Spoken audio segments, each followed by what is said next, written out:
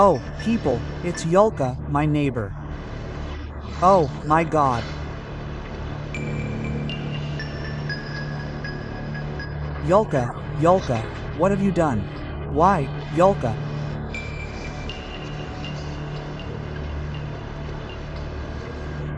What, you bastard, Kalenka, did you kill that girl? Bastard, wait, I won't let you get away with it. I'll call the police now. You bastard. Wait, I'll Tell her everything. How are you with the bastard? Wait, I'll tell you now.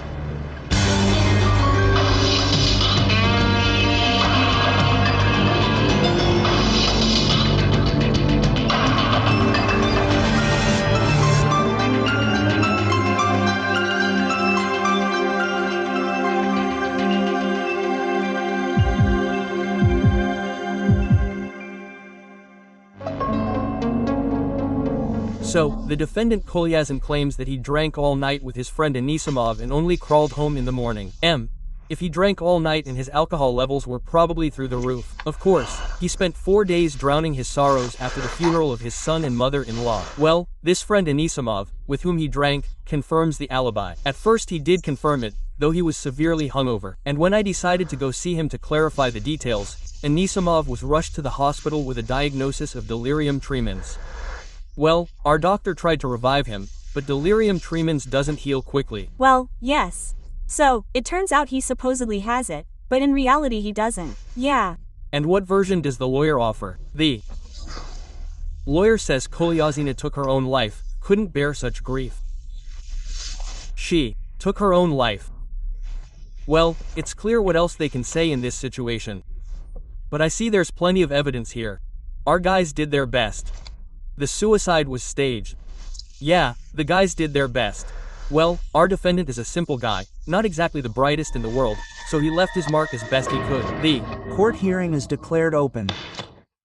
The criminal case against Nikolai Ivanovich Kolyazin for premeditated murder is to be heard. I ask the secretary to report the appearance for the court hearing. Your Honor, witness Timur Anisimov is absent. He is undergoing hospital treatment. All other witnesses have appeared and are awaiting your call in the hallway. Thank you. The prosecutor will now present the charges. Nikolai Kolyazin is accused of murdering his wife, Yulia Kalyazina. On February 18, 2011, at 6:15 a.m., the police station in Shegry, Kursk region, received a call from residents who had discovered Yulia Kalyazina's body. The woman had been hanged from the balcony railing of her apartment. Investigative measures conducted in the case and an expert examination determined that the woman's death was not a suicide, but a premeditated murder that followed a domestic dispute between the Kolyazins. A psychological and psychiatric examination conducted in the case found the defendant sane and aware of the crime with which he is charged. Thus, he is accused of murder, that is, of committing a crime under Part 1 of Article 105 of the Criminal Code of the Russian Federation. Thank you. The defendant, please stand up. Do you understand what you are accused of? No, I don't. This is complete nonsense. I didn't beat Yulka out of it. You, Nikolai Ivanovich Kolyazin, born in 1982, worked as a foreman on a construction site. Before your detention, you lived in the city of Shegry, Kursk region, at 58 Yushikova Street, Building 3, Apartment 19. Yes, Elena Ivanovna, please continue with your questions. Thank you, Your Honor. I understand that it is quite difficult for you to recall all the events that led to the tragic death of your wife. But you will still have to tell us what happened in your family. What led to your wife hanging herself? Well, our son Vanechka, he was only 2 years old at the time, and my mother-in-law, Aleftina Petrovna, were burned alive. There was a fire in the house. Yulka jumped out. She later blamed herself, saying she saved herself, but her family died. Well, that's why she committed suicide. Where were you during the fire? I was in another city, working. We started renovating our apartment. That's it. Well, we moved to my mother-in-law's private house. I'll scrape together some money, bring some money, fix up one corner. Then, when the money runs out, I'll go back to work. That's it. Well, my mother-in-law's house is old. The wiring is crap. That's why we burned down. I can't tell you what we went through. We had nothing to put in the coffins. All that was left of the family was ashes. Well, and then it all started. What started it? Well, I started drinking to keep from going crazy. I went around to my friends' houses to mourn her. I don't remember how many days I drank, 3 or 4. And how did your wife cope with the tragedy? Well, Yulka cried, climbed the walls, screamed that her life was over. That's what I'm to blame for. I left her alone, and she, I say, couldn't take it anymore and took her own life. Well, that's what you want us to believe, but the investigation has a different version. Your Honor. The defendant portrays the events that followed this tragedy somewhat differently. On February 17, 2011, after a drawn-out wake, he returned home and caused a scene with his wife. You'd better tell us about that scene. I confess, Mr. Prosecutor, I was drunk, got angry at Yulka, and demanded that she give me an honest explanation. What was she supposed to explain to you? Well, I had only one question in my head at the time. How did it happen that Yulka survived the fire, jumping out, while her son and mother-in-law burned alive? how did she explain it? Well, she just ran out of the house without thinking, and then outside in the cold she came to and rushed back to save Vanusha and his mother, but she didn't make it. But you didn't believe her, right? Well, my head was full of vodka instead of brains, but I told her that she should have burned and saved the child. So I hit her. She scratched me all over with her claws, but I spat and left. Yeah.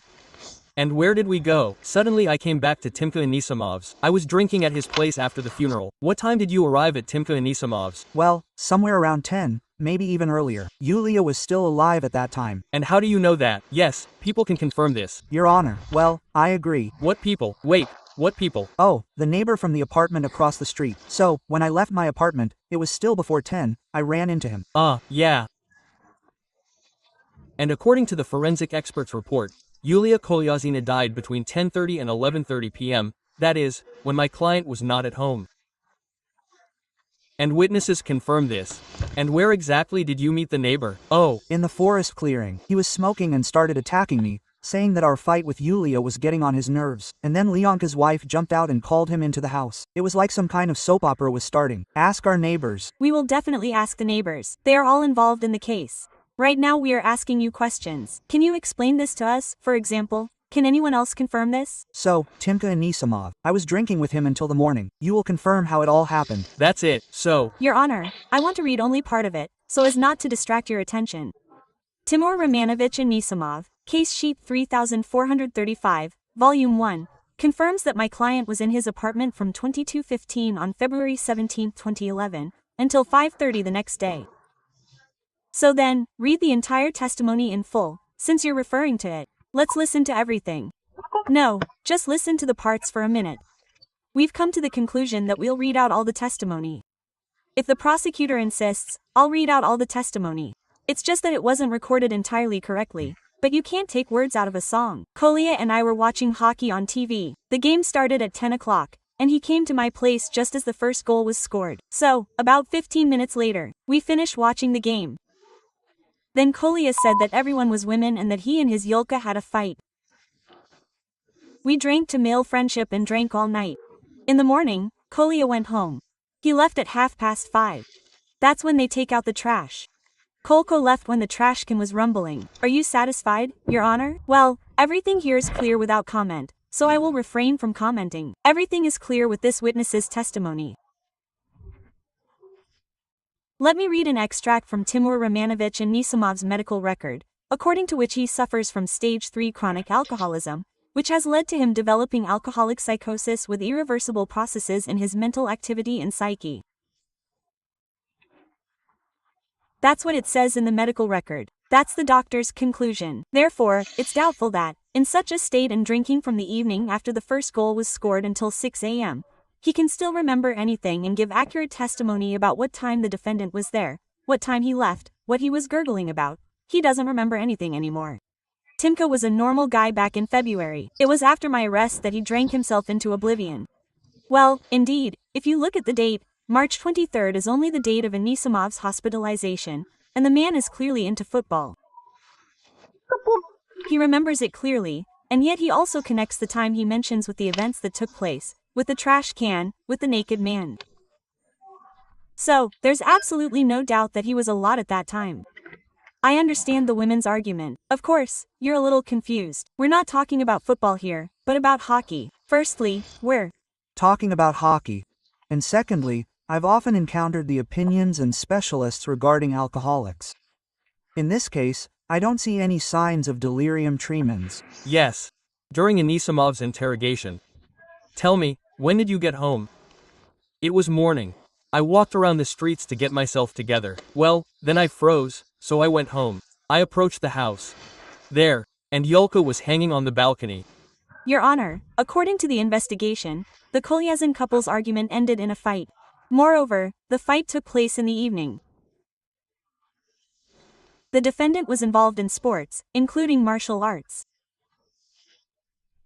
Is that correct? He struck his wife in the face, resulting in a hematoma. I'll read the forensic report a little later. You won't deny it. Why did you use that? Well, what do you mean? A forensic report, Your Honor. Let's say she hit herself when she jumped over the balcony with a rope around her neck. If you don't remember the case materials, although I think you're being disingenuous and know it all by heart. So, in addition to the injuries that resulted in her death, Yulia Kaliazina also suffered a hematoma on her face. Yes, maybe she hit herself when she jumped over the balcony with a rope around her neck. What does that have to do with me? No, then the injuries would have been different. The defendant, Your Honor, after this, the defendant put a clothesline around his wife's neck, tied the other end to the railing, and pushed her off the balcony. Allow me to demonstrate this rope. I didn't take it. The experts established it. Does this rope look familiar to you? I used this rope, Your Honor, to hang laundry from the wall of my apartment to dry.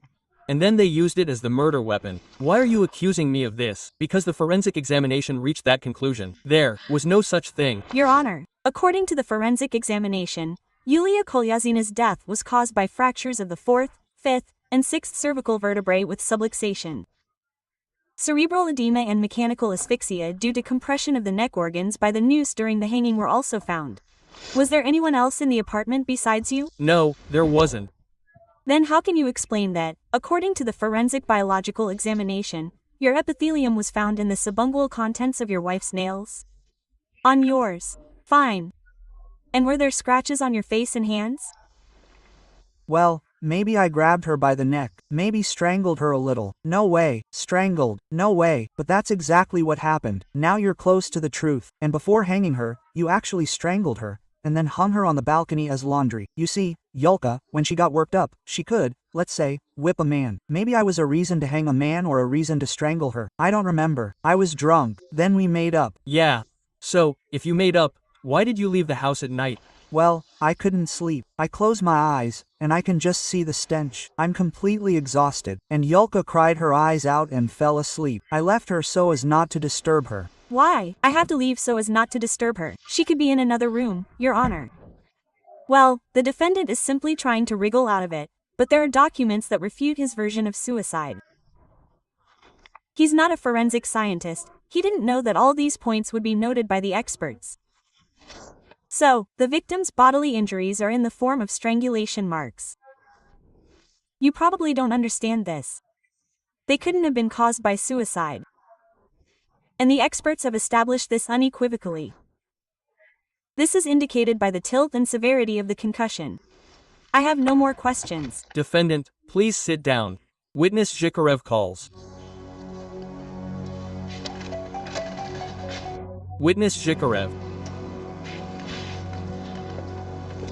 Step behind the stand. You are Leonid Timofeyevich Zhikarev, born in 1969, and you work as a foreman at a construction site. Yes, that's correct, Your Honor. You. Live in the city of Shegry, Kursk region, Yushikova Street, House 58, Block 3, Apartment 22. Yes, everything is the same. Do you live next door to the defendant? Yes, on the same property. Well, a peephole, you could say. Irina Gennadievna, please have some questions. Leonid Timofeyevich, tell the court. What do you know about the defendant's relationship with his deceased wife? They argued constantly, like cats and dogs. Basically, constantly. Can you give the court any specific examples? Well, specific ones. Well, for example, well, it was my wife's birthday. So, you see, we worked together on the same team for a while then.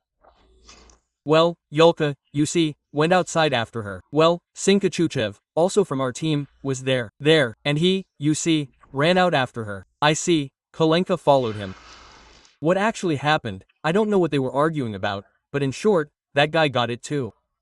And Yulka was completely blue. That he didn't do anything like that. I never offended Yulka. Yes, defendant, Stop interrupting the witness. You stand up and explain what you want to say about the witness's statement. Your lordship, you see, on the day that Lyonia is talking about, we were drunk and decided to go sledding. Well, we fell off the sled, that's why we got bruises. I even had a fracture. But closer to the dates, the day before his death on February 17th, did you hear anything? Any conflicts?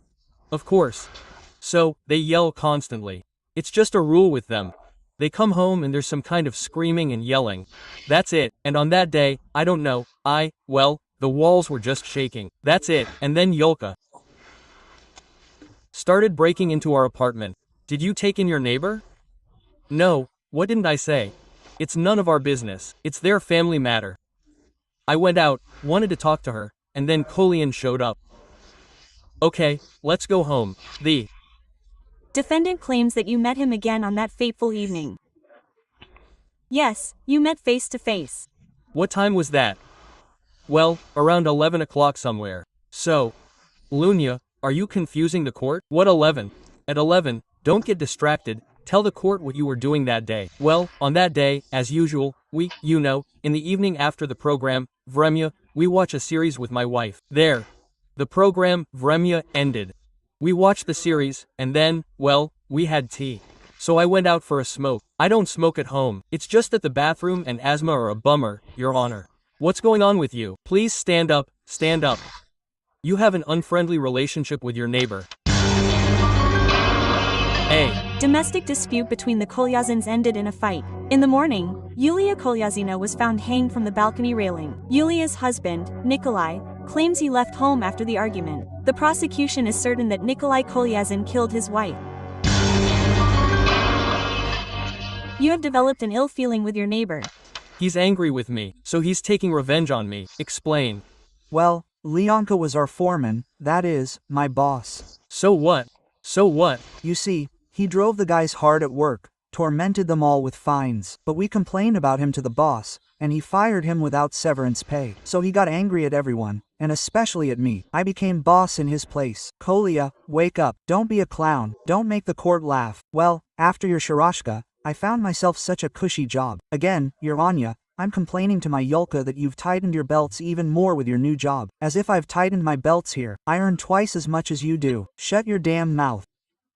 I didn't live at home with my family until I saw Vanya have everything. Shut your mouth. So, they've calmed down and calmed down. Questions for the witness. The defendants, please sit down. The prosecution has explained everything to the children. I have no more questions. Defense. Your Honor, no. Please sit down. Thank you. Your Honor, I will have a motion. I ask that Tatiana Sergeyevna Maltseva be called as a witness. She is awaiting her call, and her appearance is guaranteed. Call witness Maltseva. Witness Maltseva. Step behind the stand. You, Tatiana Sergeyevna Maltseva, work as a nurse, reside in the city of Shegry, Kursk region, Stepnoy Lane, building 32 fifths. Yes, that's correct. Elena Ivanovna, please, questions. Thank you, Your Honor. Tatiana Sergeyevna, I understand that you were a close friend of Yulia Kalyazina and that you know my client well. Yes, Yulia and I had been friends since first grade. She was a very nice girl, so warm-hearted. And I know Kolya well. My family and I were friends. I was even godmother to the late Vanyusha. And tell the court what the relationship in the family was like after the tragedy that befell them. Yulia's child and mother died. They became estranged. If they had stuck together, maybe they would have managed. Kolya took to drinking. Yulia always blamed herself for everything. Blamed herself for the death of her son and mother. Well, yes, she was saved, but they weren't. She cried all the time, saying she would commit suicide. And that's what she did. Are you referring to the death of Yulia Kalyazina? No, what happened was her second attempt.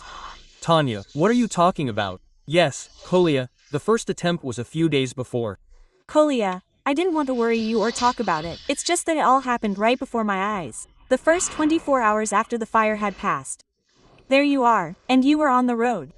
And I ran to Yulia to check on her. And what did you see when you came to Yulia's apartment? Yulia was passed out. There were a lot of empty pill bottles lying around.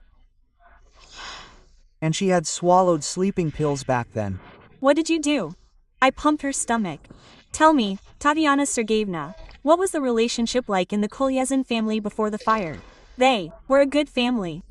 They lived like everyone else in our town. Well, not without scandals, of course, especially under this case. But were there any fights in the Kalyazin family? No, Kolya never liked Yulia. She didn't complain. I didn't see any bruises on her. But witness Zhikarev told us that your close friend was covered in bruises after the birthday party they celebrated at their place. That's Just from going down the slide. Ah, thank you. Please sit down. Invite witness Tugayev. Witness Tugayev.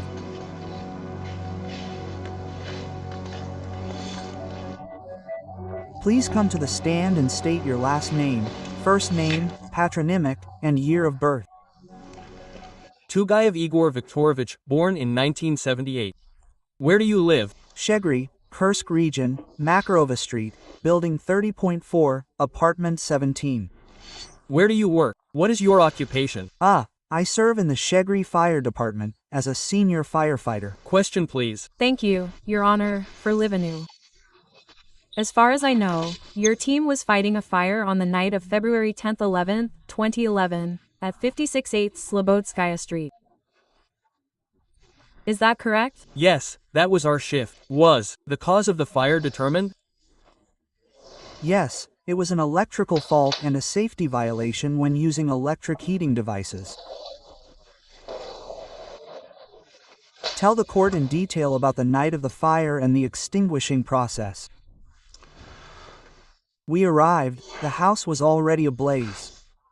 A girl, Yulia, the owner's daughter, ran out and said that her mother and son were still inside. We took all measures to save people, but it was too late. And what condition was Yulia Kalyazina in? Out of her mind, she was. Half naked, hysterical, wringing her hands, throwing herself into the fire. So, even after you arrived, she tried to save her son and mother? Yes, she threw herself into the fire. They didn't manage to intercept her. A beam almost fell on the fool. Oh, they barely held her back. Did she get burns? Yes, she did. They were really bad. She was completely charred. Let me check with you. You said she ran out half naked. What does that mean? No, she was in her underwear and a jacket, and I think she was wearing boots. So, you thought Yulia Kalyazina managed to get dressed before running out into the street? Well, from her words, I understood. So, she was sleeping, woke up because the house was on fire. She put on whatever was at hand, ran out into the street. Then, in the fresh air, she came to her senses a little and jumped back in there. She told us that her mother and son were there, and then back into the fire. I thought she went a little crazy there. What do you mean? Well, when we pulled out the charred bodies, she ran up to them, out of her mind, screaming, tearing her hair. I'll drown myself. I'll hang myself. She threw herself back into the fire. Did you manage to stop her, calm her down somehow? No, we're not doctors. When the ambulance arrived, the doctors gave her some injections, but nothing worked for about 40 minutes. Questions for the prosecution? No questions, Your Honor. For the defense? No, Your Honor, none. You may sit down, witness. Your Honor, I ask that the hearing be adjourned due to the newly discovered information we have just heard, the re-examination of previously undeclared witnesses. It is necessary to verify all the facts stated, so a 3-day recess is required. I think that will be sufficient. 3 days are sufficient for objections. Yours, at your discretion. The court declares a recess in the hearing.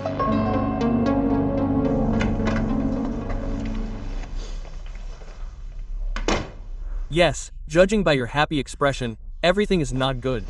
And what is good? If a lawyer brings new evidence to court that Yulia Kalyazina has already committed suicide, what is good here, in your opinion? That means not everything has been verified. So, they also had to go to the building where they rented the apartment and check, question all the residents. I don't believe they all go to bed that early. Well, they might not go to bed, but after 10 p.m., everything is in tatters.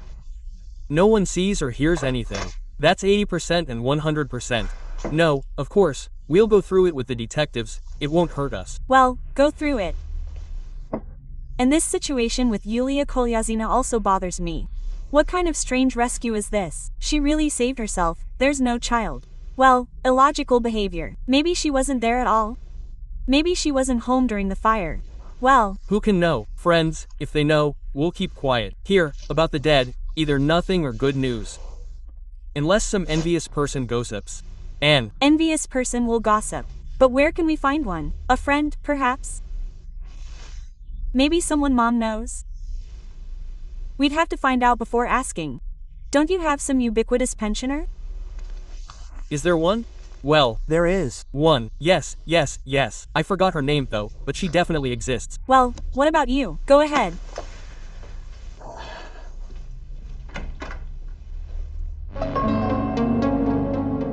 Please, have some of my soup. Oh, it's. Organic.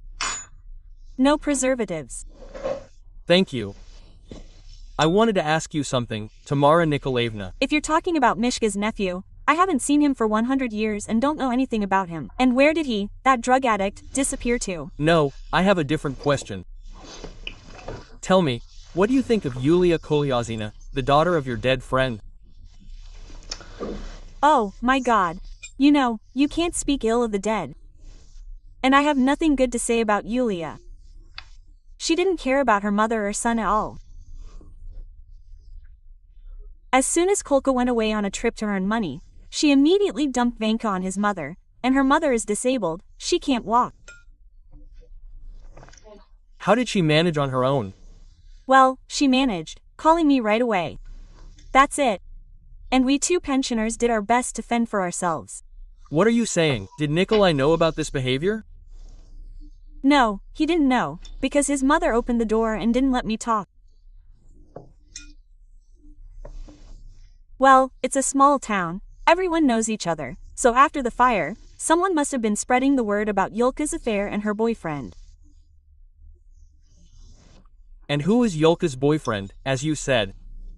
That's Vladka Demon from the house next door. Oh, he's nothing special. You know, he's neither a guy nor a girl. Tight pants, yes, different t-shirts, it's disgusting even to look at. There you go, yeah. Mew is playing in the restaurant there. So she's hanging out with him. How many times have I told her, look, your husband is cheating on you, and he'll give him a beating too, and that's What happened? Yes, that's what happened, because I saw him walking around with flashlights for a whole month, flashing them, and I immediately thought, that's right, he got that done, yeah. And will you give me this gentleman's address? What kind of punk is he? Of course I will. Write down the address. Just a second.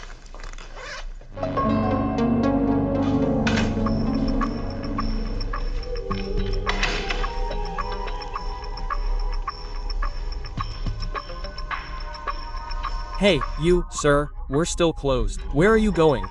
Good afternoon to you too. Listen, while there are no people around, please bring me the surveillance footage. We don't have cameras. Who are you kidding me about? You have cameras everywhere here. Do you have a warrant? We don't have a warrant yet, but we will if necessary. And you'll have the SS and the fire brigade here every day. And we'll see how you dance. So please, kindly bring me the recording from February 17th, 2011. I understand. I'll do everything now.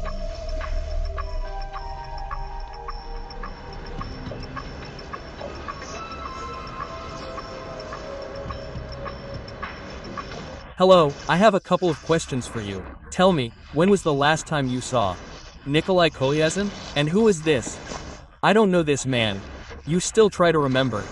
I repeat to you once again, I don't know this man. And anyway, you're holding me up, I'm late for work. Goodbye. Goodbye.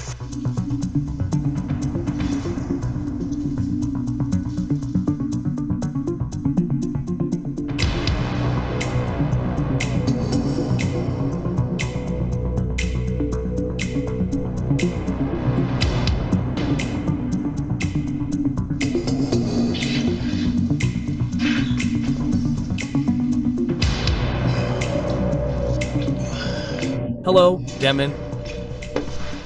Hello. I saw a funny film with you and Nikolai Kaliazin. Just some kind of thriller. And you said you didn't know Kaliazin.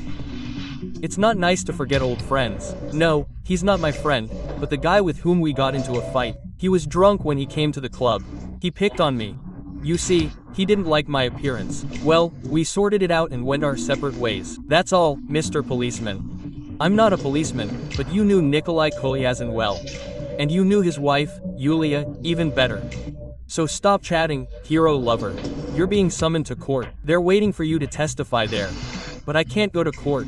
I'm leaving for Moscow tomorrow.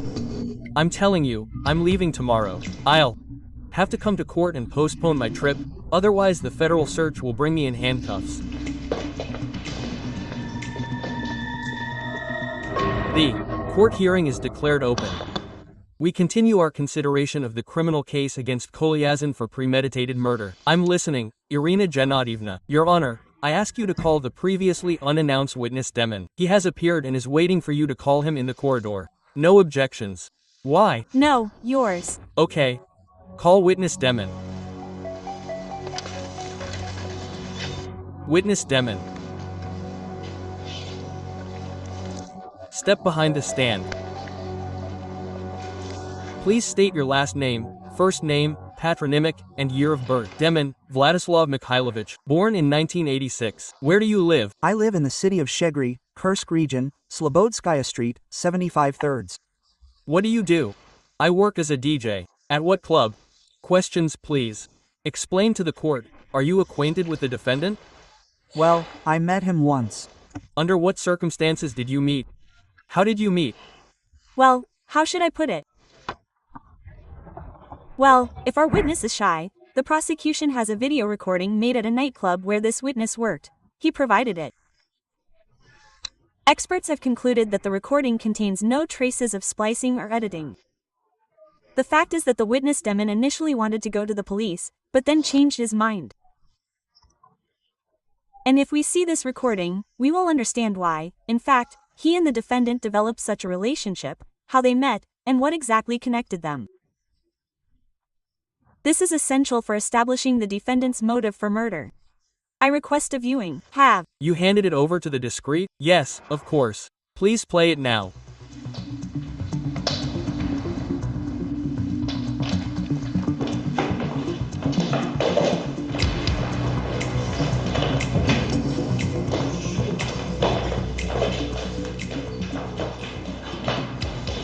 Will you comment on this video recording? Yes, Your Honor.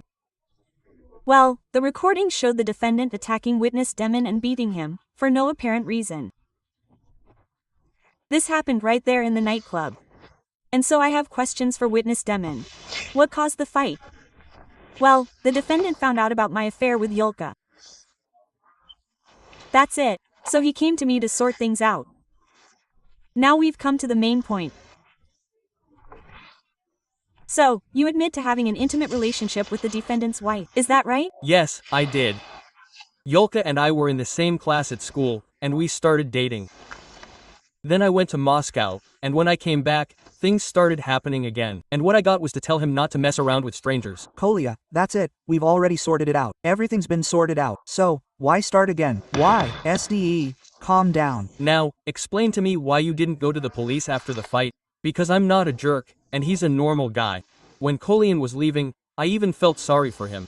His son died, his wife is there's no point in trying.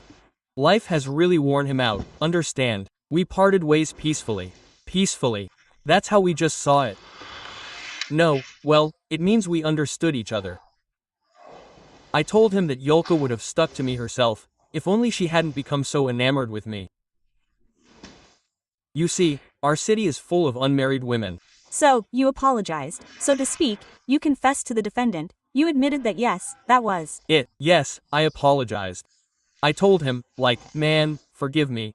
I didn't know you, and Yura came to me herself, she missed me. He spent half a year at construction sites, and she was alone. They told the defendant something else. A domestic dispute between the Kolyazins ended in a fight. In the morning, Yulia Kalyazina was found hanging from the balcony railing. Yulia's husband, Nikolai, claims he left home after the argument. The prosecution is certain that Nikolai Kalyazin killed his wife. The defense claims that Yulia had attempted suicide several times. Did they tell the defendant anything else? Well, he asked me when Yulia had last visited me, but I told him it was the very night her mother's house burned down. So, on that fateful night of the fire, February 10th, 11th, Yulia Kaliazina wasn't at home, but at your place. Okay, right. She came to see me that evening, but that night she saw her house was on fire. She grabbed all her things and ran outside. They told him about it. That very night. Defendant, are you really going to deny that Demon spilled the beans to you after you shook him up so badly? He probably told you every detail you wanted to hear, even if you didn't. Elena Ivanovna, I have to confess. Your Honor, please allow me to consult with my client. Without being removed. Yes, perhaps, of course, just for a minute.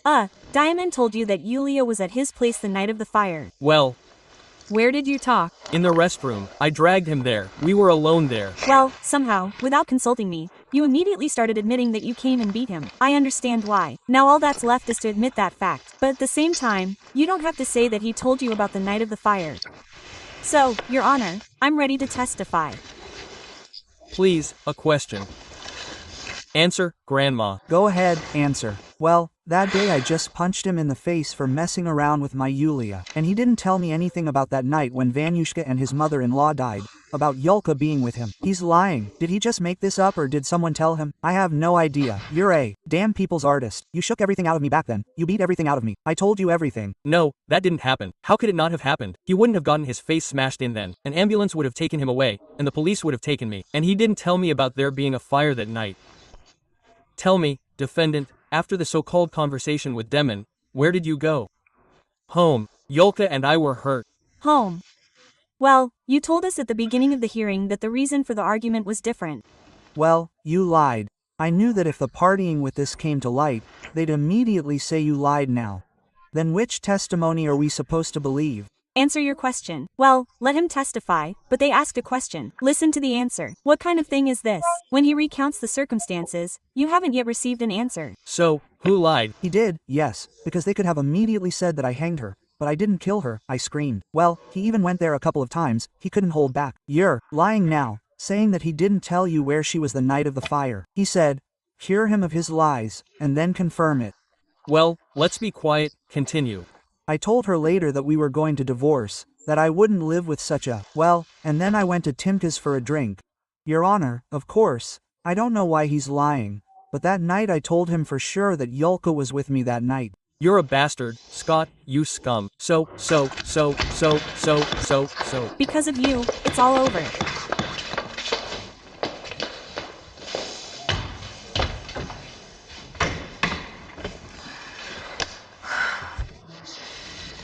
Your Honor, my client is in a state that precludes the continuation of the trial. I ask for a recess and to give him time to simply collect himself. Yours truly. Okay, quietly. He's been putting on a show for us this entire court session. So, of course, he just doesn't have it, but human. Feelings are understandable. No, we do understand his feelings, which is why he acted the way he did with the defendant's behavior. The court is adjourning until tomorrow. A stump lives here in this apartment. They don't remember or know anything except the bottle. Of the sober ones, only Natalia Yurievna. And Marina Aramina, is she also a drinker? I don't remember yet. No, she doesn't drink much now, doesn't use. But the girl is a real tumbleweed. Her mother, when she constantly quarrels with a resident, constantly runs away. That's why we didn't find her back then during the house-to-house inspection. Who was making such a fuss? I'll call the district police officer now. Natalia Yurievna, it's me. There's no need to call anyone. I came myself. Hello, Panichid. Hello, Natalia Yurievna. Hello, is Yermina home? Marinka arrived the day before yesterday and has been sleeping soundly for 2 days straight, and her mother and her boyfriend went to the store for more. Well, that's good. Marinka and I need to talk.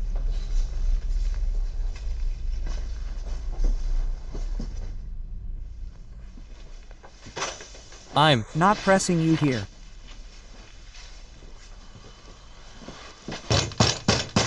Aramina, stop jerking around. Open the door.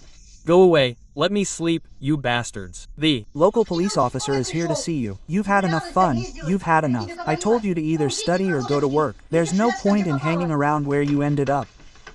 What the hell? Are you the police or something? Not the police, an investigator from the investigative committee. Get dressed, I need to talk to you. Come with me. Now. What happened? That wild woman got drunk after her daughter, and they've come to gather behind your prosecutor's office. They're taking Marinka away from you. They have the right, you understand? She's only 16. She didn't do anything. She's not going anywhere. Marinkuvado. He said calmly. No, can you imagine? He put on such a circus in court. You could practically hand out handkerchiefs. A circus. Knock knock knock. Is that you? Okay, I'll call you back at work. And not just one. I've brought in a new witness in the Kaliazin case. Excellent. Meet Marina Aramina. She lives in the same building as our suspect. Hello. And why did Marina Aramina ignore us earlier? What? The court hearing is declared open. Did the defendants have enough time for you to calm down? Yes, Your Honor. Please sit down. We are listening. Your Honor, I ask that you call the previously undeclared witness Aramina. She has appeared and is awaiting your summons to court. I grant the prosecutor's request to question Ms. Aramina as a witness. Please call her. Witness Aramina. Please come to the stand. State your last name, first name, patronymic, and year of birth. Where do you live? Aramina Marina Alexandrovna, born in 1995. I live in the city of Shegri, Kursk region, Yushikova Street, Building 58, Block 3, Apartment 75. Do you study? Yes, I go to school. Questions, please. Do you know the defendant? Yes. Kolya from the next building, Yulka's husband. Were you also acquainted with the deceased Yulia Kaliazina? We communicated quietly. When my mother and Uncle Fedyo were having their fights, I would try to spend the night at Yulka's. She was a helpful woman. She felt sorry for me. Not like this lousy cheapskate. Just look at this piece of trash. She spent the night in my apartment. 8. Now I'm a cheapskate. See, this cheapskate would hang herself for a bowl of soup. Yulka's life with that jerk wasn't exactly a bed of roses. Okay, witness, I'm giving you a warning. Testify, but don't insult anyone in court. Okay. Go ahead. Witness, you're actually going to tell us about the events you witnessed on February 17th.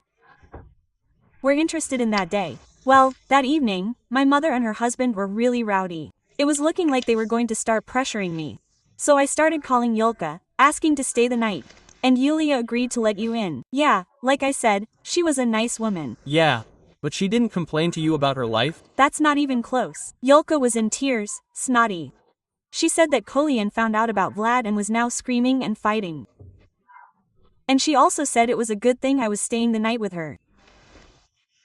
Why? What do you mean? Well, because Kolyan wouldn't have yelled in front of me, or he'd have left completely, because he can't stand me at all.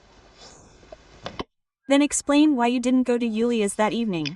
Well, my boyfriend called me. He was having a terrible time of it. His parents were pressuring him and wouldn't let him out. He asked him to wait. Well, I was sunbathing by the entrance for 2 hours. Well, I didn't really feel like going to Yulia's either, with Kolyan yelling there. I have enough of that at home. And what time was it? From 10 o'clock until 12 o'clock at night. And did you see the defendant at that time? Of course, I was sitting on the bench and saw him leave for good. What time was it? Around 11. I was already frozen. How does Marinka know the exact time? She's never had a watch. Why the hell do I need a watch, you idiot? I have a cell phone. As soon as he left, I immediately looked at the screens to see how much time had already ticked by, and started calling my Sasha, like, either pick me up or I'll go to Yulka's, since Kolyan has taken off. But Sasha jumped up and took me. And why didn't you give any testimony during the investigation? Well, Sasha and I took off to another city, and then we had a fight, and I went to my aunt in Kursk. Well, only now have I shown up. Who are you listening to? That prostitute. I was chasing Marinka. Who are you calling a prostitute? The enemy has shut up. Your Honor, put that in jail. I only only recently found out that Yulka is the one. It's that he her me, Your Honor. She's lying. So everyone calm down. Do you see any more questions for the witness? I'm afraid to ask questions anymore, lest I get insulted, but otherwise, everything is clear to me. You're afraid of being insulted too. You never know. Yes, she's slandering the Defense. No, Your Honor, no. Thank you. Please sit down, but don't swear. The defense has room to supplement the material for the trial, Your Honor. I have no supplement. I'm Ready for the oral arguments. The Charges. No supplement. The trial is declared closed. The court will now proceed to oral arguments. The floor is now given to the state prosecutor, Irina Gennadievna. Thank you, Your Honor. Esteemed participants in the process, indeed, a tragic event occurred in the defendant's life. He lost 2 loved ones in a fire, one of whom was his child. And he, naturally, began to investigate the circumstances of their deaths and why it happened that his wife did not help her family. And so, in investigating this, he discovers, in addition to the fact that, of course, he blames Yulia for what happened, he also discovers another circumstance. Not only should she have been home that day and helped her relatives escape the fire, but she was absent and with another man. So, having suffered one blow as a father, he lost his child, and now he suffers a second blow as a man. His pride is wounded. And all this under such tragic circumstances. Therefore, he decides for himself that Yulia, of course, must be punished. He cynically staged his wife's death, and yet it was discovered.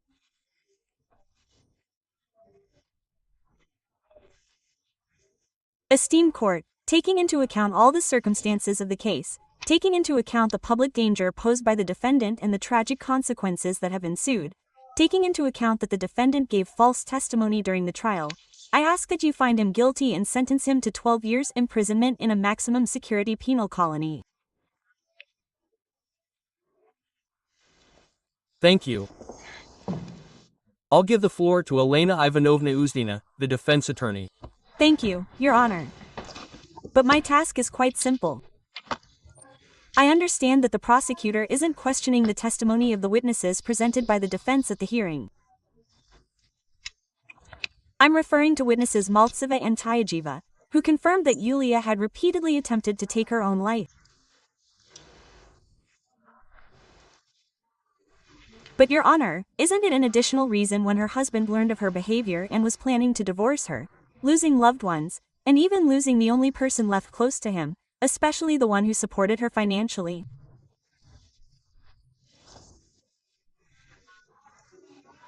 This was perhaps the last straw that overcame Yulia's psychological concerns, and she committed an act that, of course, everyone should regret.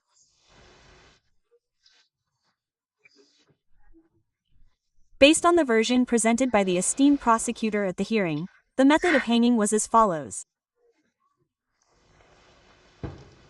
Yulia was still alive. Somehow, it was never definitively determined how. Either she struck herself and lost consciousness, or my client strangled her. This remained outside the scope of the charges.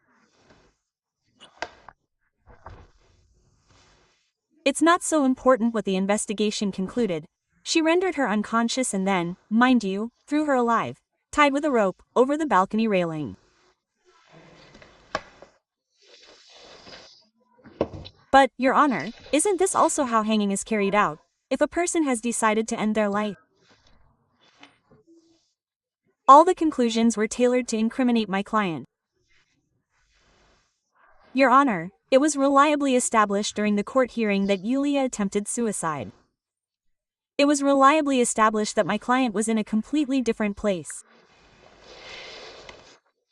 And therefore, I ask that he be acquitted on the grounds that he did not commit this crime. Thank you. The court is now closed. The defendant, please rise. You have the final word. Your Honor, I am not guilty. I did not kill my wife. I am the only one left in this world. My entire family is gone. I ask for justice from you. Please sit down. The court is retiring from the deliberation room to consider the verdict. A domestic dispute between the Kolyadin couple culminated in a fight. This morning, Yulia Kolyadina was found hanged from the balcony railing. Yulia's husband, Nikolai, claims he left home after the argument. It is revealed in the courtroom that Nikolai Kалязин learned of his wife's infidelity. The prosecution is confident that it was Kалязин who killed his unfaithful wife.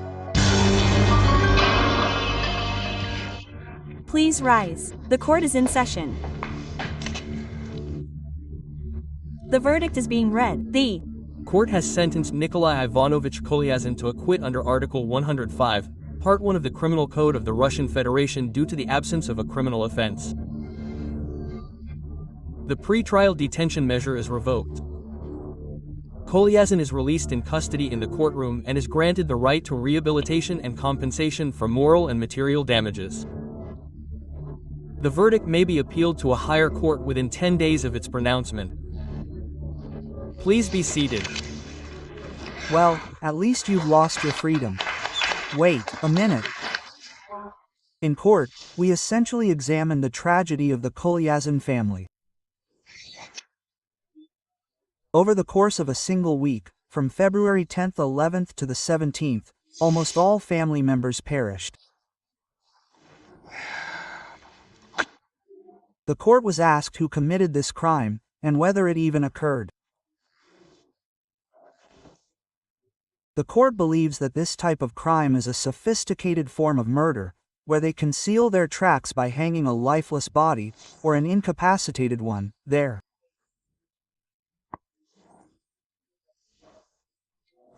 This is one of the methods used by killers, maniacs, and professionals who want to hide their tracks. Why did Kалязин have to hang his wife from the balcony for everyone to see? He was in very serious, grave condition.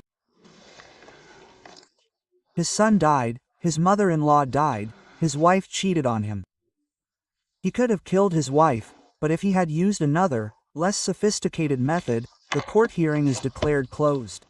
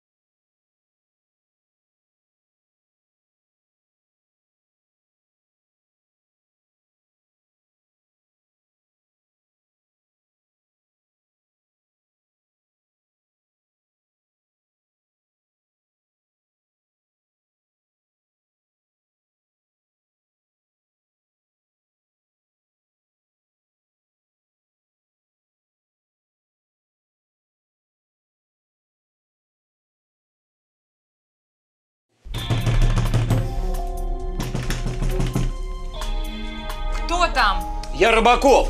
Откройте! Приходите ко мне завтра в детский сад. Там и поговорим. Откройте! Или я выломаю дверь! Откройте по-хорошему! Что случилось? Что случилось, Маргарита Васильевна? Я вам сейчас объясню, что случилось. Мой сын Костя умер! И в его смерти виноваты вы! Я понимаю ваше горе, но я же не убивала! Мой сын умер! Да не распускайте свои руки! Я никого не убивала! Я сама отравилась этой чертовой запеканкой! Ему было всего 3 года! 3 года, слышите вы? И вы мне за это ответите!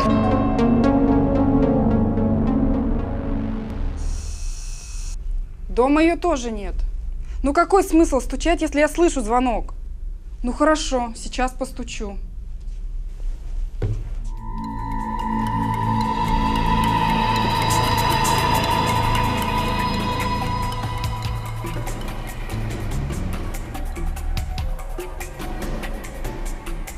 О, Господи.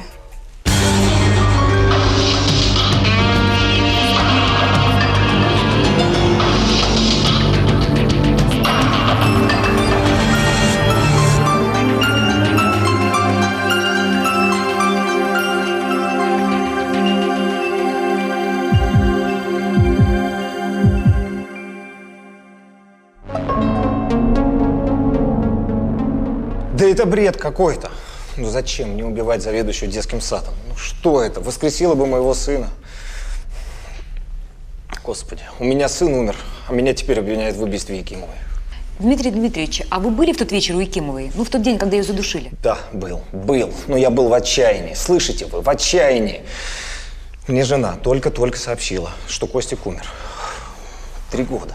3 года и вся его жизнь. 3. И я пошел к этой Якимовой. Потому что только она одна виновата, что дети отравились. Она и больше никто. Да, я кричал, я скандалил, но я не убивал. Да я-то вам верю, что вы не убивали. Но этого мало. Нам надо доказать следователю, прокурору, судье, что это так. Доказать, понимаете? Вы должны рассказать мне все до мельчайших подробностей. Что происходило у Якимовой? Ничего не происходило. Я кричал. Она оправдывалась. Была напугана. Все. А где вы разговаривали? В коридоре, в комнате? Вспоминайте. В коридоре. Двери в комнату были закрыты. Вот как? Странно. Якимова у нас жила одна. Получается, она вышла в коридор и закрыла за собой дверь. Вы видели в коридоре какую-нибудь обувь? Что за одежда висела? Не помню. Но не до того мне было, чтобы разглядывать обувь с одеждой. У меня сын умер. Плохо, что вы ничего не помните. Мне просто не за что зацепиться. В тот вечер, когда я выходил из дома Якимовой, какие-то пацаны играли. Во что не знаю, они еще кричали: мы нашли агента, давай снимай его и отправляй по интернету. У меня потом долго эта фраза в голове крутилась. Это вам дает что-нибудь?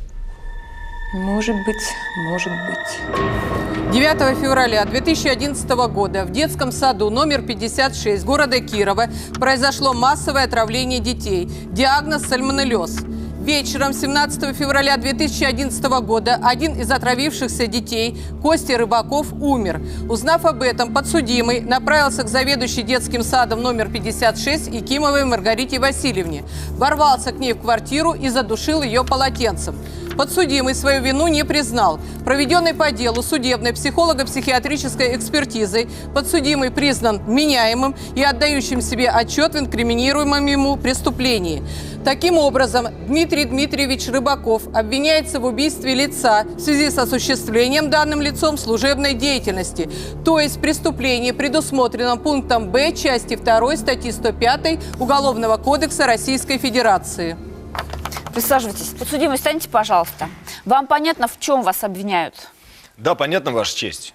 Только это надо предъявлять не мне. Я не убивал Якимову. То есть вы себя виновным не признаете? Не признаю, Ваша честь. Понятно ваша позиция. Пожалуйста, присаживайтесь.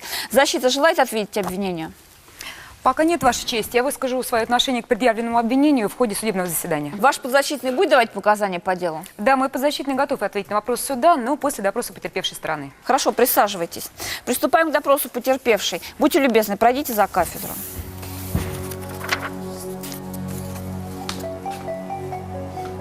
Пожалуйста, представьтесь. Якимова Валентина Игнатьевна, 1952 год рождения. По какому адресу проживаете? Город Киров, улица Грина, 89, корпус 2, квартира 73. Работаете? Да, я заведующая детским садом. Дочка решила пойти по моим стопам. Тоже стала заведующей детсадом, и вот ее убили.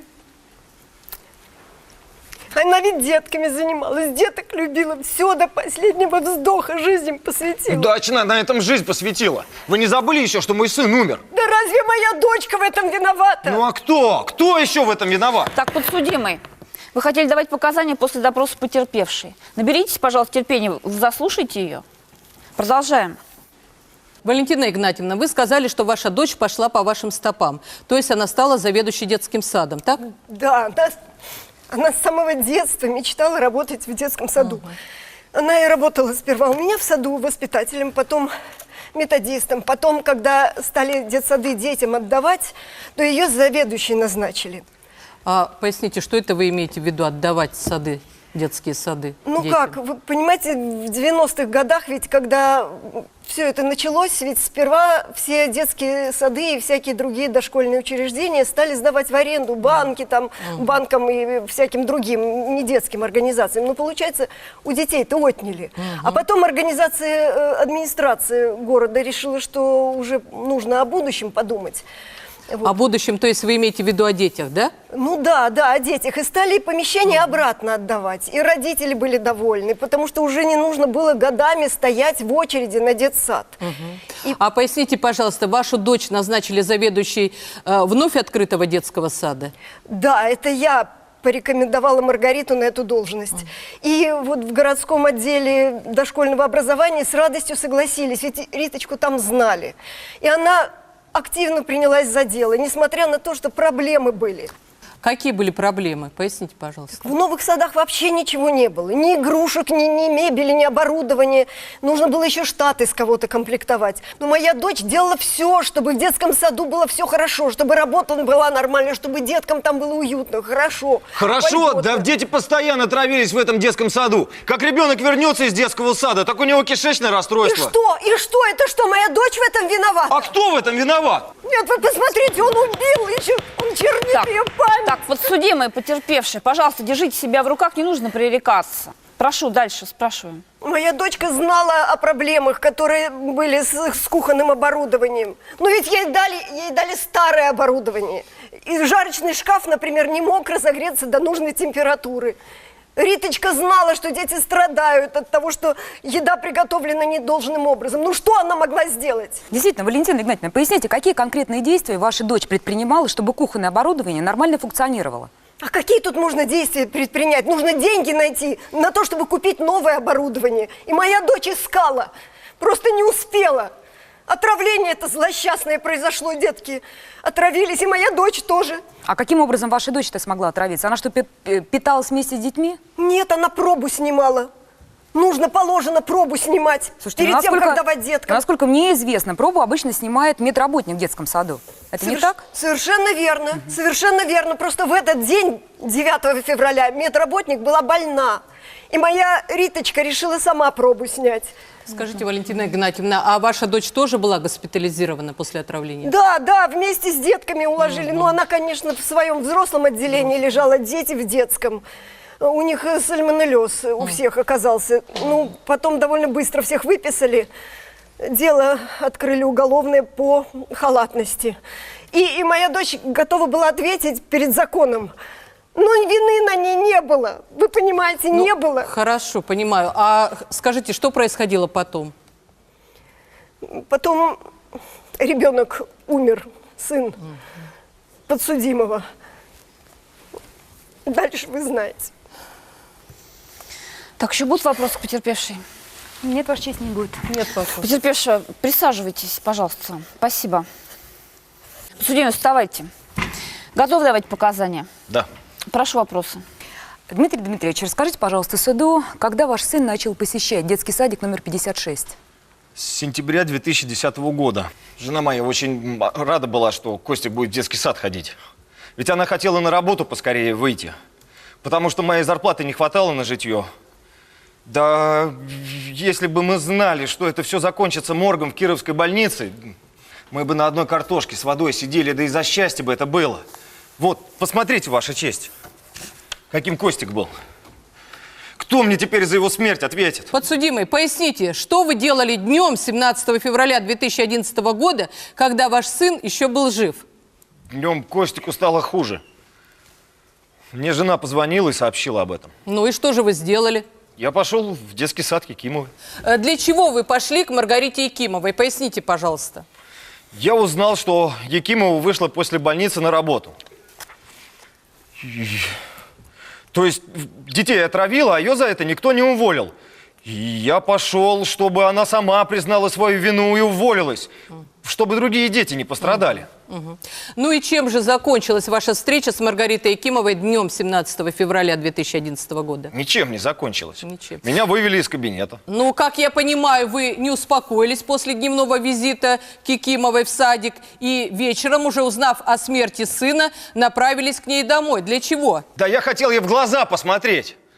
Я хотел, чтобы в ней проснулась совесть. Я просто не понимал, как человек после того, что случилось, может наплевать на все и продолжать работать с детьми, когда по ее вине умер ребенок. Ну хорошо, а откуда вам был известен домашний адрес Якимовой? Город у нас небольшой, это не Москва. Здесь все друг у друга на виду.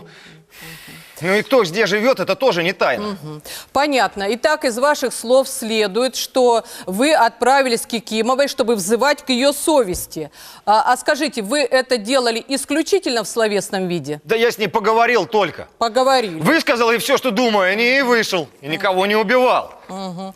Ваша честь, а согласно заключению судебно-медицинской экспертизы, в подногтевом содержимом Якимовой обнаружены частицы эпидермиса, принадлежащие подсудимому. На запястьях же подсудимого обнаружены характерные царапины. Кроме этого, согласно заключению судебно-биологической экспертизы, на одежде Маргариты Якимовой обнаружены потожировые следы по группе крови, совпадающие с группой крови подсудимого. Подсудимый, как вы можете это объяснить? Ваша честь, я был в отчаянии.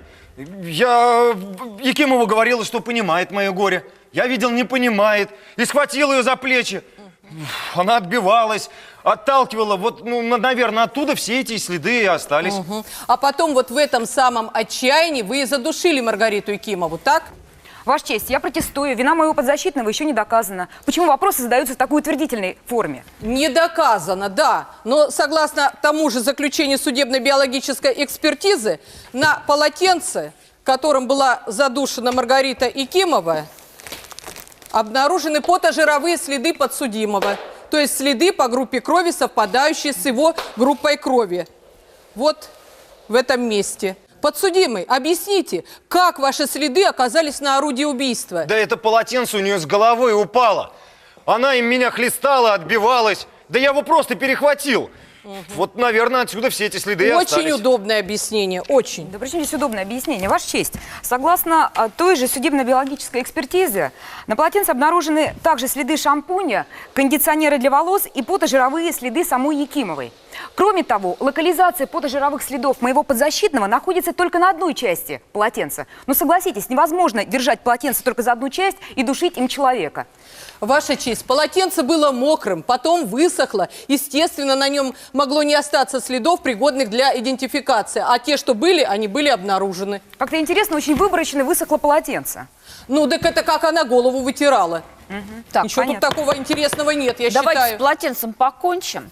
Вопросы к подсудимому еще будут? Нет вопросов. У вас? Нет вопросов, Ваша честь, пока. Присядьте, подсудимый. Приступаем к допросу свидетелей. Вызывается свидетель Корзухина. Свидетель Корзухина.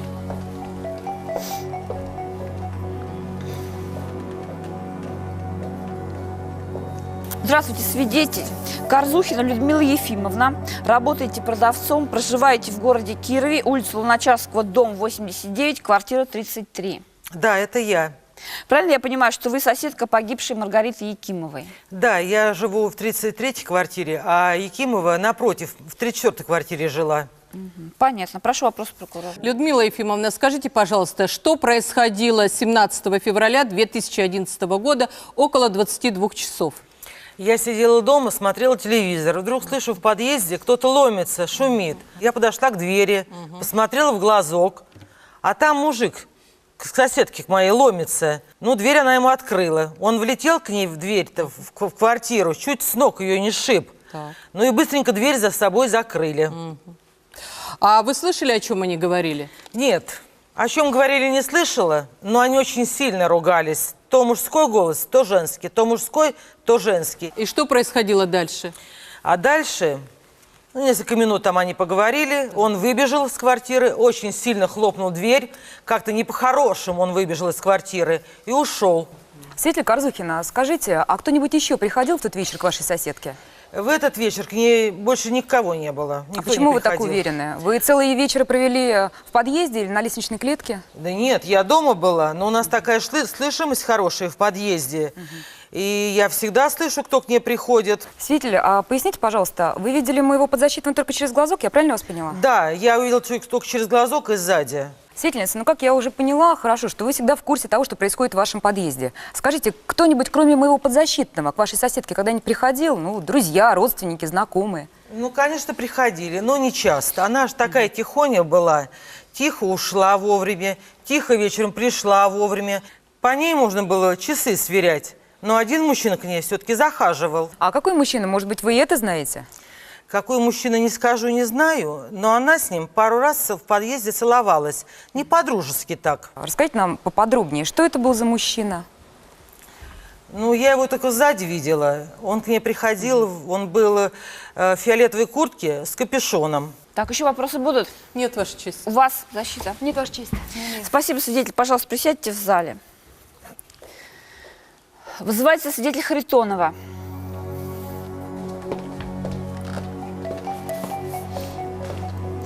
Здравствуйте, свидетель. Здравствуйте. Харитонова Лидия Денисовна. Проживаете в городе Киров, улица Горбунова, дом 64, квартира 49. Да, Ваша честь. Работаете?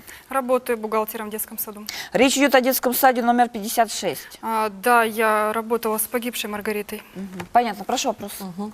Лидия Денисовна, это вы обнаружили Маргариту Якимову задушенной в ее квартире утром 18 февраля 2011 года? Да, это я ее обнаружила. Ага, ну и расскажите, пожалуйста, суду, как это произошло. Она на работу не вышла, на телефонные звонки не отвечала. Ну, мы решили, что нужно попроведывать ее, мало ли что. Ее ведь с больницы только-только выписали. Скажите, а кто это мы? Поясните, пожалуйста, суду. Ну, на работе мы коллективом решили. Меня направили к ней, я вот пришла и обнаружила ее там задушенной. Свидетельница, скажите, а дверь была заперта? Нет, дверь была не заперта, как бы я иначе в квартиру попала, ее нашла. Ваша честь, я обращаю внимание суда на тот факт, что свидетель Харитонова у нас сейчас утверждает, что квартира была не заперта.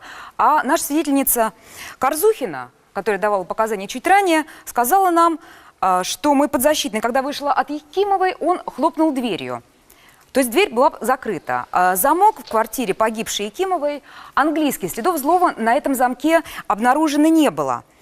То есть, когда Рыбаков хлопнул дверью, замок должен был быть закрыт. Однако 18 февраля, когда свидетельница пришла к погибшей Якимовой, дверь оказалась у нас не заперта. Если все так, как у нас поясняет нам сторона обвинения, то Якимову задушил мой подзащитный, то каким образом дверь могла быть открыта в этот момент? Госпожа адвокат, я сказала, что дверью он хлопнул очень сильно, но захлопнулась дверь или не захлопнулась, я не слышала. Может, там замочек что-то случилось. В подъезд я больше не выходила и не видела, открыта была дверь или закрыта. Ваша честь, хоть свидетель Корзухина и выкрикнула с места, но она вполне доходчиво объяснила защите, почему, каким образом дверь осталась не закрытой. Вполне возможно, что там заела собачку и замок английский не сработал. Вот и все. Ну, а защита считает, что это всего лишь домыслы свидетельницы Корзухиной. Можно также предположить, что в квартире Якимовой после ухода моего подзащитного побывал еще кто-то. И этот кто-то мог и совершить это преступление. Ваша честь, протестую. Это домыслы защиты, Так, ничем не уважаемые обоснованные. стороны, давайте вы все в прениях хотя скажете. Вот у нас свидетельница трибуны, задавайте вопросы. Лидия Денисовна, вот днем 17 февраля 2011 года подсудимый приходил в детский сад. Вы при этом присутствовали? Да, я услышала крики в кабинете Маргариты Васильевны. Вошла туда, там этот орет, руками машет, угрожает. Что ты придумаешь, что угрожает? Я никому не угрожал. Слышала, то слышала. Не нужно меня поправлять. Не надо врать здесь. Так, успокоился подсудимый. Он расправой угрожал. Ваша честь, я могу задать вопрос, да, пожалуйста. свидетельнице? Скажите, пожалуйста, свидетель Харитонова, а в котором часу увидели моего подзащитного в кабинете у Якимовой? Ну, это днем было, около 2 часов. А в чем в этот момент занималась погибшая Якимова? Как чем? С этим он общалась. Я вообще, когда в кабинет вошла, она факс принимала какой-то. Только я недолго в кабинете была. Я за нашим завхозом побежала, чтобы этого вывести поскорее. Ваша честь, я хочу обратить внимание суда вот на какой факт очень интересный. Что никакого факса, принятого 17 февраля 2011 года, около 2 часов дня, ни в кабинете Якимовой, ни у нее дома так обнаружено и не было. И я считаю, что это немаловажная деталь, которая имеет самое непосредственное отношение к нашему сегодняшнему рассматриваемому делу. Я чуть позже это докажу. Свидетельница, скажите, пожалуйста, вы проживаете в квартире одна? Я одну комнату сдаю Ивану Петровичу, Манылову. Он, когда в наш город приехал, комнату искал, а я свою как раз сдавала. Ну, подала объявление в газету, так вот с ним познакомились. Ну, а потом он и завхозом к нам в детский сад устроился. Скажите, а вы сами где находились 17 февраля, около 22 часов вечера? Дома были. Скажите, а у детского сада есть своя служебная машина? Конечно, у нас есть служебный автомобиль, который мы используем для служебных и хозяйственных нужд. Скажите, а кто обычно на ней ездит? Наш завхоз Манылов и ездит на ней. А вам известно, где стояла машина вашего детского садика 17 февраля 2011 года? Задушена заведующая детским садом Маргарита Якимова. Незадолго до убийства в детском саду отравился запеканкой 3-летний Костя. Его отец, Дмитрий Рыбаков, обвинял Якимову в смерти ребенка. По версии следствия, Рыбаков пришел к Якимовой домой и задушил ее полотенцем. Свидетельница, скажите, а вам известно, где стояла машина вашего детского садика 17 февраля 2011 года? Понятия не имею. Вообще она обычно стоит либо возле нашего дома, либо в детском саду. Да вы Ивана Петровича спросите, он ответит, лучше знает. Ваша честь, мы можем выяснить, где стояла машина, которая принадлежит детскому саду номер 56, и без показаний пока Ивана Манылова. Агент, интернет, поймать агента. Марина Сергеевна, вы что, в шпионские игры играете? Какой агент? Агент, игра. Никита, точно, игра. Марина Сергеевна, что-то вы меня пугаете. Неужели дело Рыбакова как-то связано со шпионской деятельностью? Никит, не со шпионской, а с игровой. Вот иди сюда, посмотри. Ну и при чем здесь эти ребята и наш подзащитный? А при том, что эти ребята участники экстремальных городских игр. Ну, это что-то типа казаков-разбойников. Только там вместо стрелочек тайники с заданиями. Нужно решить это задание, и тогда получишь направление для дальнейших поисков.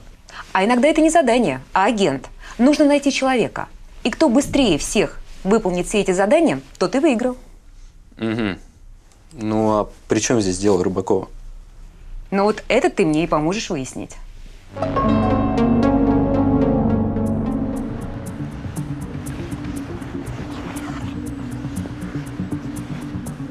Так, ну теперь куда пропали эти следы? Экстремальные игры то есть, то нет.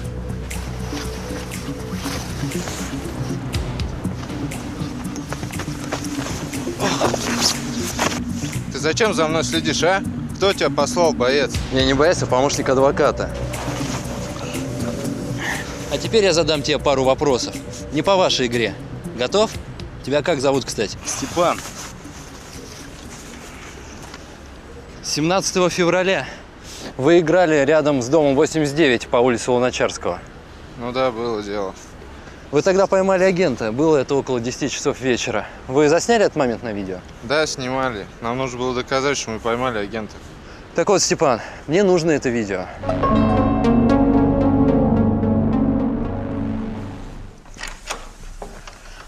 Здравствуйте, Марина Сергеевна. Ну что, боец невидимого и неслышимого фронта, как успехи? Вот, достал я это видео.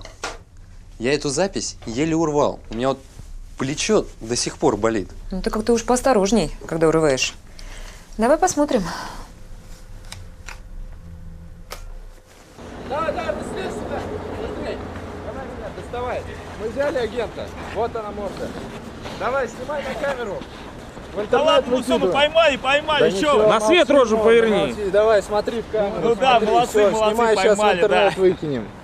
Все, молодцы, ребят. Взяли этап. Молодцы, да. Ваша честь, я прошу обратить внимание вот на машину на заднем плане, на этой съемочке. Вот тут у нас номер просматривается. К сожалению, он не весь виден. 002N43. Такая комбинация цифр и букв встречается только у 3 машин, которые зарегистрированы в городе Кирове. И только одна из таких машин является фургоном. И именно этот фургон мы видим на записи, которая была сделана 17 февраля 2011 года около 22 часов вечера. Можно я вопрос задам, свидетельница? Пожалуйста. Свидетельница Харитонова, скажите, вы узнаете эту машину? Да, это наша машина. Я почему акцентирую такое внимание? Потому что в момент происшествия эта машина находилась рядом с домом погибшей Якимовой. Скажите, пожалуйста, свидетель Харитонова, а вы знаете, что мог делать этот фургон рядом с домом? Понятия не имею, у меня даже никаких предположений на этот счет нет. Ваша честь, у меня больше нет вопросов к этому свидетелю. У прокурора? Нет, Ваша честь. Спасибо, свидетель. Пожалуйста, присядьте в зале. Вызывается свидетель Манылов.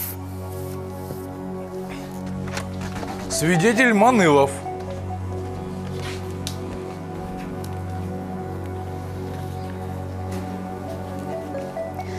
Здравствуйте, свидетель. Здравствуйте. Манылов Иван Петрович, 1972 года рождения, и вы завхоз в детском саду. Да. Пожалуйста, вопрос прокурора. Хорошо. Иван Петрович, скажите, днем 17 февраля 2011 года подсудимый приходил в детский сад? Да, приходил. Приходил. Я в то время находился у себя в комнате, прибежала Лида, говорит, что пришел Рыбаков к заведующей, угрожает ей по поводу отравления своего сына. Но мы с охранником вывели его с территории. Скажите, когда происходил скандал между Рыбаковым и Якимовой, Якимова, как мы здесь выяснили, принимала факс. Вы видели этот факс?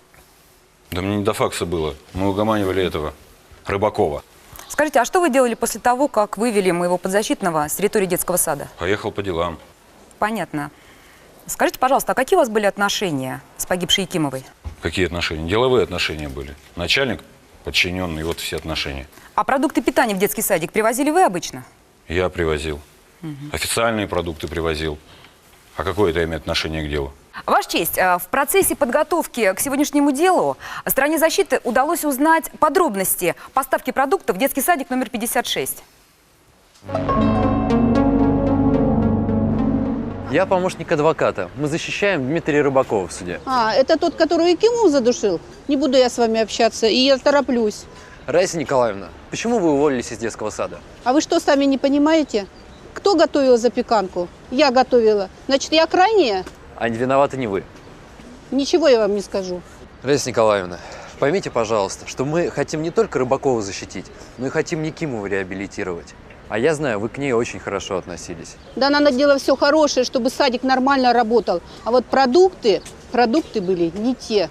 А что значит не те? Продукты привозили не от официального поставщика. Я один раз этикеточку заметила, снять забыли. И знаете, откуда продукты эти привозили? В защите удалось установить, что завхоз Манылов действительно покупал продукты у официального поставщика, однако затем он их продавал и на вырученные деньги закупал уже некондиционные продукты с истекшим сроком реализации и годности. Вы сейчас И придумаете эти все, что самые захотите, продукты чтобы оправдаться. он привозил в детский садик детям, ну а выручку, соответственно, клал себе в карман. Не делал, Так ты, гад, это ты ребенка убил! Да никого я не убивал! Порядок в зале, порядок. Никого я не убивал, вы тут сейчас придумаете, что хотите. Да ты ребенка Лишь бы отмазать от этого. Подсудимый Рыбаков, успокойте его. Доказательства сначала, а потом. Ваша честь, все материалы адвокатского расследования уже отправлены нашей стороной в соответствующие органы для проведения проверки и принятия решения. И надеюсь, что доказательства, о которых у нас здесь сейчас говорит свидетель Манылов, будут ему представлены в самом скором времени. И надеюсь, что кандидатура свидетеля Манылова у нас будет еще рассмотрена на роль обвиняемого в убийстве. Ну точно! Погибшая могла знать о махинациях Манылова, и он убрал свидетеля. Да смысл, я тебе еще раз говорю. Вот и смысл! Я этим не занимался, я покупал продукты у официального поставщика. Да какая, даже если бы я крутил с продуктами, ну и чем бы мне это грозило? Ну уволить меня с работы. Что я? Ты, сволочь, моего сына убил! Из-за места завхоза? Да чушь! А вот как раз мотив у свидетеля Манылова был. И он гораздо более серьезный, чем угроза потери места работы. Разрешите мне задать вопрос потерпевшей? Потерпевший, встаньте, пожалуйста. Да. Прошу. Спасибо, Ваша честь. Валентина Игнатьевна, а вы можете рассказать, что происходило после того, как ваша дочь выписалась из больницы? Так я же уже рассказывала вашему помощнику. Валентина Игнатьевна. Валентина Игнатьевна, подождите, пожалуйста, Валентина Игнатьевна. Да, что же вы сделали-то? Это все из-за вас. Зачем вы гнались за мной? Ну чего вы от меня хотите? Я же сказала, что не буду с вами общаться. Вы защищаете убийцу. Не волнуйтесь, тут снег и продукты не испортились. И мы защищаем не убийцу. А кого? Кого? Невиновного человека. В квартире у вашей дочери был еще кто-то в тот день, в день, когда ее убили. Мы не знаем, кто, поэтому нам нужна ваша помощь. Скажите, ваша дочь рассказывала вам о ком-то, с кем у нее мог быть конфликт? Может быть, ей кто-то угрожал? Либо она говорила вам что-то странное? Вспомните, пожалуйста. Нет, Риточке никто не угрожал. Насчет странного... Когда она выписалась из больницы, она вечером прибежала ко мне домой и сказала, что врач больницы сообщил ей какую-то странную информацию, и что ей нужно эту информацию проверить. А что за информацию? Не знаю. Об этом она мне не успела рассказать. Ваша честь, я ходатайствую о допросе ранее незаявленного свидетеля Ольги Веригиной. Это врач из больницы, где лежал незадолго до убийства погибшая Якимова. Этот свидетель располагает информацией, которая поможет нам разобраться в сегодняшнем деле. Я прошу ее допросить. Так, к потерпевшей будут вопросы? Присаживайтесь. К Манылову, к свидетелю. Нет у вас, вопросов, у Ваша вас честь. нет вопросов. Присядьте. Суд вызывает свидетеля Веригину.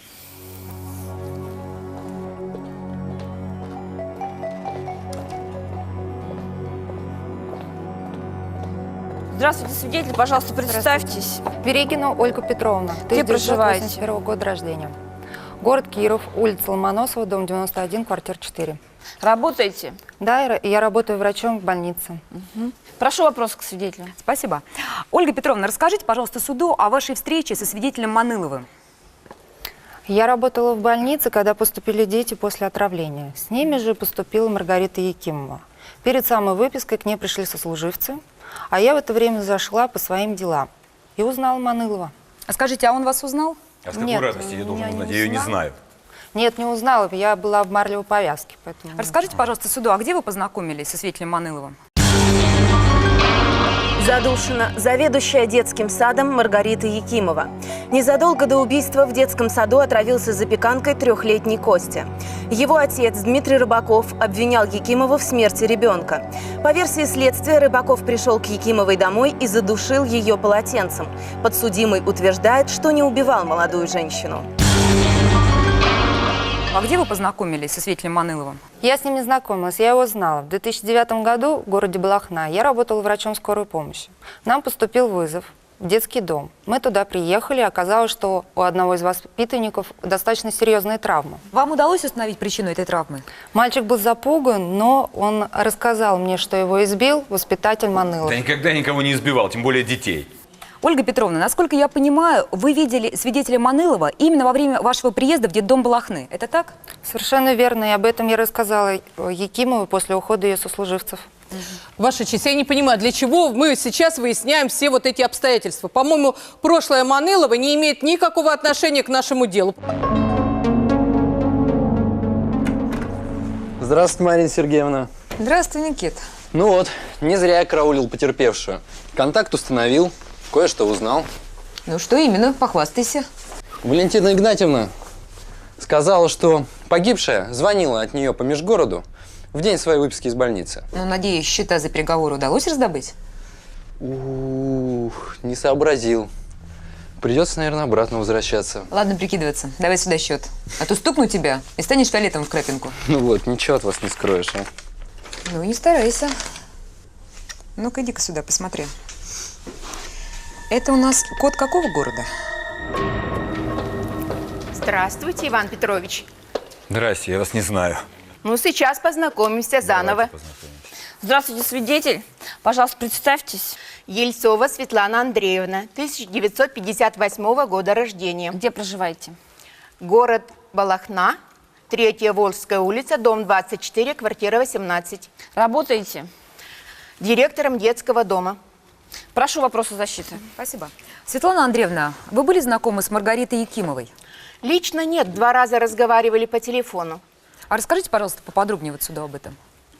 16 февраля 2011 года Якимова позвонила мне по телефону и спросила, знаю ли я Ивана Петровича Манылова. Я сказала, конечно, знаю, что он работал у нас в детском доме воспитателем. И что отношение у меня к нему самое негативное. А почему негативное? Ну вот, Якимова также спросила, почему самое негативное. Но я рассказала, что у нас в детском доме истязали детей. И это делал именно Манылов. Это уже не смешно просто. Это уже просто не Манылов, смешно. именно он это все делал. Как только подозрения возникли, он сразу сбежал из города. Естественно, издевательства и травмы детей сразу прекратились. Скажите, Светлана Андреевна, а как Якимова отнеслась к вашему рассказу? Ну, она просто сказала, что у нее в детском саду работает некто Манылов. И как-то так резко она сказала что-то вроде, что это не может быть один и тот же человек. И попросила мне попросила выслать по факсу фотографию Манылова. На следующий день я выслала фотографию из личного дела. Ваша честь, я прошу обратить внимание, если мы сейчас говорим о том, что свидетельница разговаривала с погибшей Якимовой 16 февраля, то, соответственно, факс она и высылала уже 17 февраля 2011 года, то есть тот день, когда она погибла. Разрешите мне задать вопрос Манылову? Да, Манылов, встаньте, пожалуйста. Иван Петрович, а какого цвета у вас куртка? А какая разница? Ответьте, пожалуйста, на вопрос. Да фиолетовая у него куртка. Фиолетовая. Ну, фиолетовая куртка у меня. И Да что? вот кто Что был из этого? любовником моей соседки. Был любовником, потому что у меня фиолетовая куртка. Лида. Хорошо, что я теперь Да все кого ты узнала. слушать будешь? Ты больше напушишь, Кого ты слушаешь? Да не придумай все, что угодно. Нет доказательств никаких. Не слушай никого. Ваша честь, Да не все было ясно, со мной ваша в тот честь. вечер, когда Она сейчас Маргариту Васильевну из убили. ревности наговорит вам, бог знает что. Сволочь ты еще так. Ребята, доказательства. Порядок в зале суда. Все Ваша успокойтесь. честь, не верьте. У нас свидетель за кафедрой. К ней будут еще вопросы? Нет вопросов, Ваша честь. У защиты Нет, ваш здесь свидетель. вопросов нет. Спасибо. Спасибо, свидетель, присядьте в зале. Я вижу, стороны уже готовы к прениям. Да. Пожалуйста, дополнения будут к судебному следствию? Нет, Ваша честь. У защиты... Не имею, Ваша честь. Суд объявляет судебное следствие оконченным и приступает к судебным прениям. Слово предоставляется прокурор. Прошу вас. Ваша честь, в судебном заседании сторона защиты выдвинула версию, что к убийству Якимовой причастен не подсудимый Рыбаков, а свидетель Манылов. Я попытаюсь убедить суд в обратном, для чего проведу параллель между этими двумя участниками, а для этого, конечно же, образно я использую весы богини правосудия Фемиды, на правую чашу которых я буду складывать доказательства вины Рыбакова, а на левую чашу доказательства против Манылова. И в итоге мы посмотрим, чья же чаша перевесит. Итак, я начну с мотива. Рыбаков, узнав о том, что его ребенок заражен был, вернее, отравился в садике, и, считая виновной Якимову, был настроен очень агрессивно. Еще днем, 17 февраля, когда ребенок был жив, он приходил в детский сад, где устроил скандал, угрожал Якимовой. А уж вечером-то, когда он узнал о смерти ребенка, то тут он отправился к Якимовой, чтобы совершить над ней самосуд, я так считаю. Вот этот мотив отомстить за смерть я и положу на чашу весов Рыбакова. А теперь посмотрим, были ли мотивы у Манылова. Сторона защиты предположила, что Манылов совершал махинации с продуктами. Но было ли известно об этом самой Якимовой? Я считаю, что нет, ведь и защите-то об этом стало известно только когда она стала готовиться к судебному разбирательству.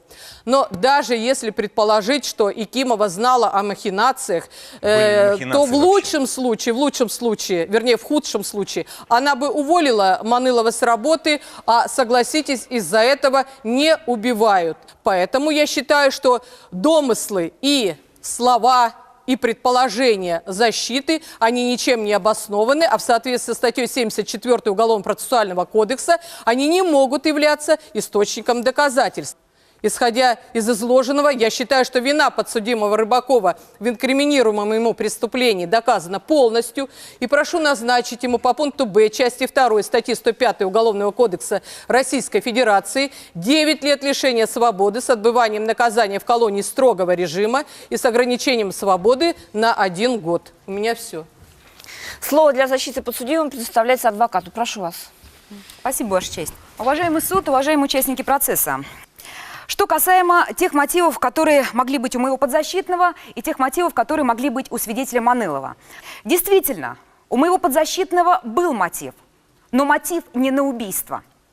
Мой подзащитный потерял своего маленького сына. И единственное, что он хотел, это просто выяснить для себя, почему человек, который был ответственен за его ребенка, который был заведующим детским садом, не сделал ничего для того, чтобы предотвратить эту трагедию. Ведь, как мы сегодня здесь выяснили, и нам пояснили свидетели, которые работают в детском садике номер 56, это было не первое отравление. И у погибшей Маргариты Якимовой была возможность объявить карантин в детском саду.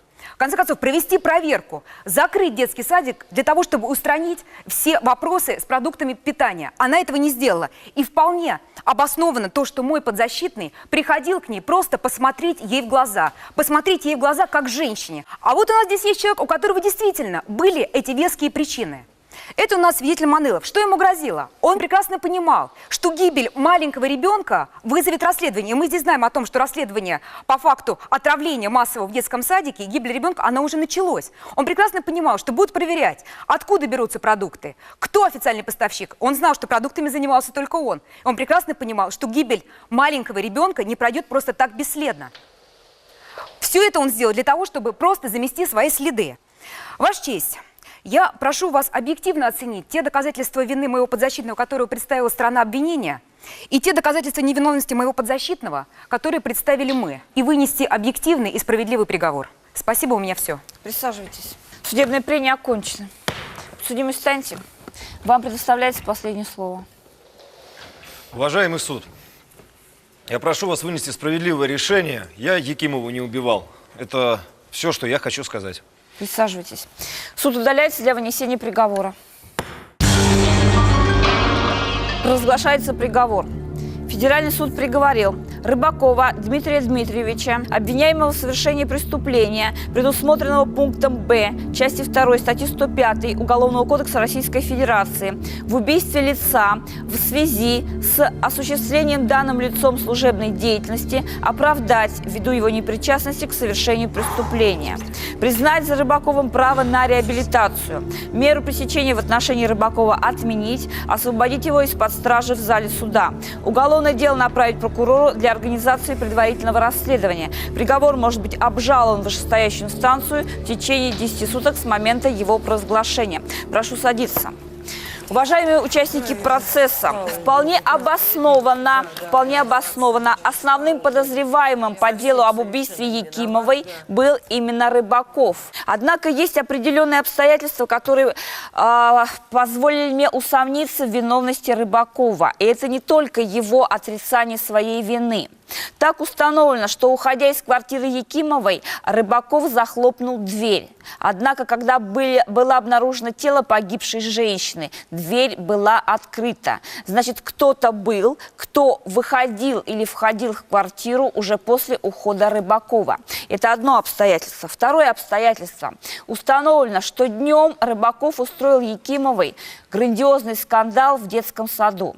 Он был настолько зловещ, угрожающий Рыбаков, что его выводил завхоз и охранник. Теперь подумайте, женщина одинокая в квартире, стала бы она открывать Рыбакову, если бы знала, что ее никто не защитит, и если бы она была одна в квартире? Неужели она бы ему открыла и позвала бы его к себе? Нет, она была уверена, что в квартире кто-то есть, кто сможет ее защитить от гнева отца, потерявшего своего ребенка.